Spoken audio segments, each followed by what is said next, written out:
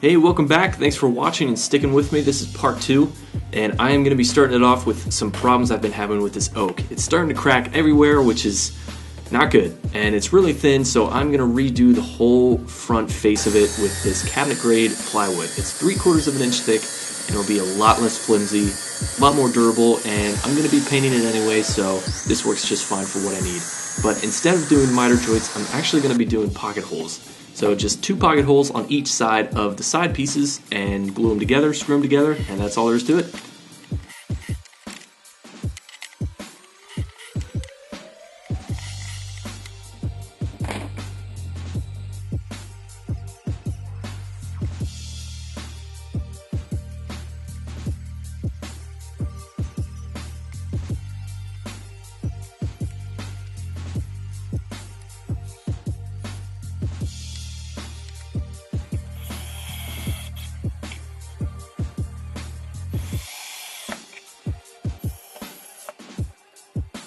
So now that I have the front face all assembled, I'm going to soften the corners with my roundover bit and my router. This can easily be done with a lot of sanding, but this is quicker. And make sure you do the insides as well so they match. And now I'm just going to sand the whole thing with 150 grit.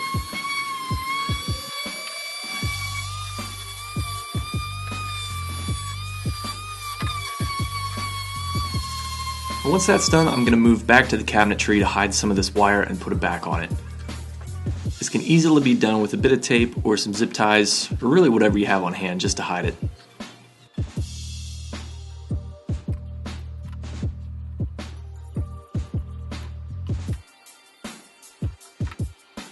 And as a safety precaution, I'm going to staple the wires to the pegboard so they don't get pulled from the switch or from the LED lights. But since I'm putting it back on this, I'm just going to file in a little groove for the wire to sit in.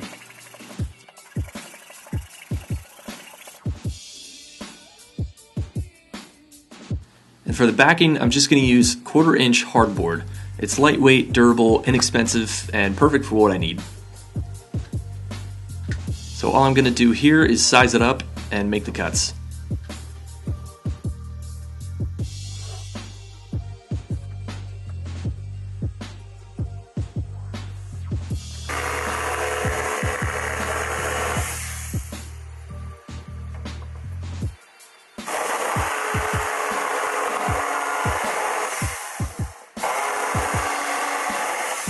And if you've ever worked with hardboard before, you'll know there's a shiny side and a little bit of a textured side. I'm going to put some glue onto the back of the cabinet, and then the duller or grittier side is going to be what's touching the glue, and the shiny side will be what's touching the wall.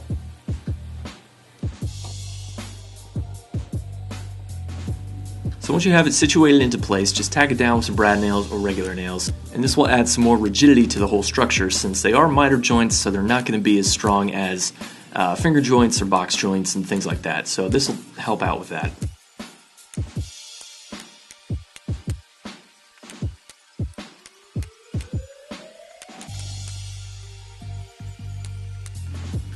So when I made my initial measurements to be cut, I added a little extra room around all the sides so that I can come back with my flush trim bit and my router and trim off the sides to be flush with the cabinetry to give it a really nice finish.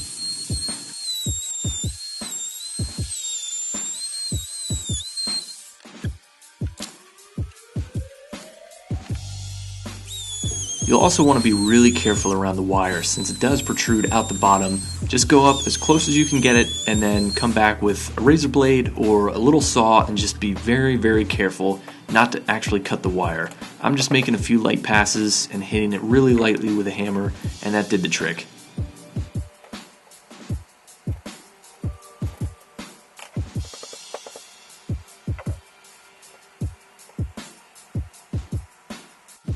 And I'm just going to sand the entire thing with 1-50 grit and then move up to 220 grit.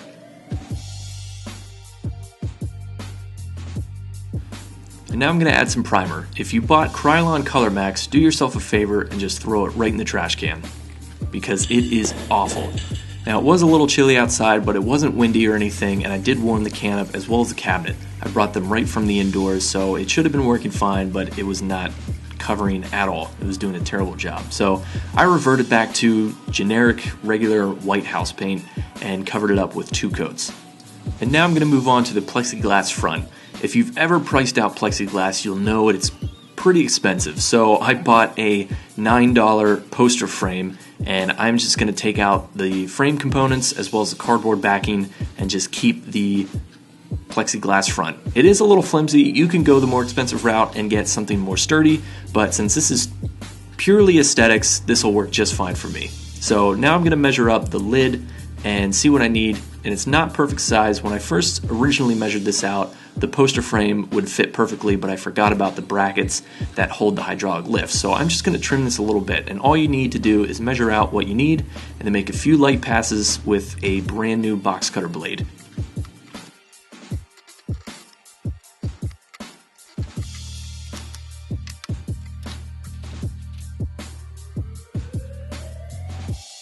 So once I had it to the size that I needed, I'm going to tape off the corners so it doesn't wiggle around or move. And now I'm going to grab a very small drill bit and drill at least 8 holes on each side and pound in a very small brad nail with a large head. And the more you do this, the less the plexiglass will flex around. You want to start on one side and try to pull it as tight as you can when you do the other sides. And then once you have the top and the bottom done, you can move to the sides, or if you start with the sides, then end with the top and the bottom. But the more nails you add in, the less it'll move around and the more it'll look like actual glass. And this turned out actually really well. I was worried it looked cheap, but it turned out pretty good. And then all that's left to do now is put it all back together.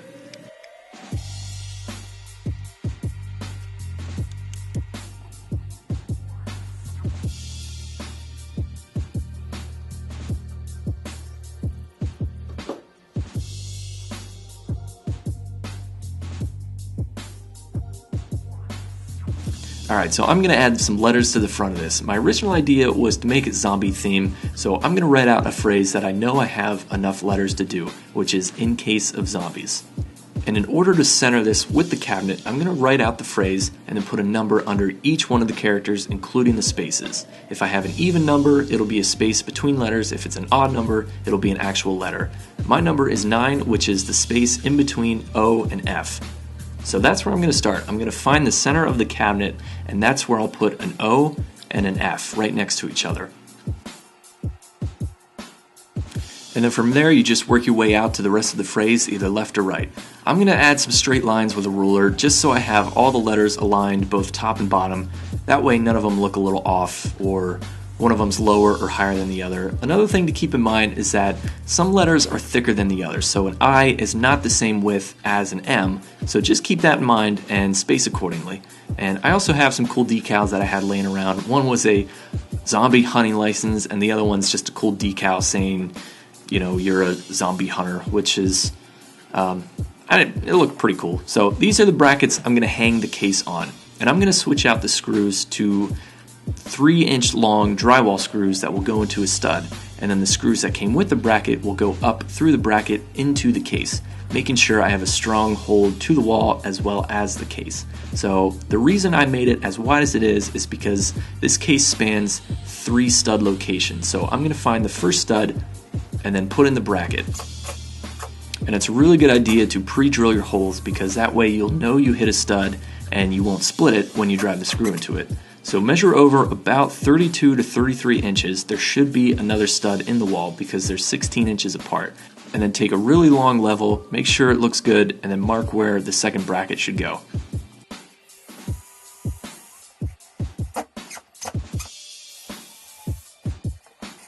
Now just have your assistant grab you some tape. What I'm going to do is tear off a few pieces and apply them to the top of the bracket. And then once I've done that, I'm going to find the center of the cabinet and then tape the bracket to the case. And then put the case on top of the 2 existing brackets that are already there. It should hold its weight just fine, and then mark where the bracket location will be. Now since you centered it with the cabinet, there will be a stud there, but make sure you find it first before you go drilling into it. And then hang the bracket upside down compared to the other 2 brackets. That way, when you hang the case, it'll sandwich it into the brackets and it won't go anywhere. and you can actually let it hang just like that, but I'm going to add these screws into the case for safe measures. Now the fun part of hitting your head 300 times. But otherwise, it was a lot of fun organizing this, putting everything in here, and really you can do anything. So all that's left now is to add the alarm, and I bought a really inexpensive separator alarm that you can put on doors and windows. All you do is you glue one side to the case, one side to the lid, open it, and it goes off, and that's it. And there's all sorts of ones you can buy that connect through Bluetooth or other security systems. It's really cool. Alright guys, and that's all there is to it. If you decide to make your own, let me know how it goes. The possibilities of these things are literally endless. You can do different sizes, shapes, colors, all sorts of cool things. So if you do make one, I'd love to see how it turned out. In the meantime, thanks for watching. Please subscribe if you haven't already, and I'll see you next time. Thanks.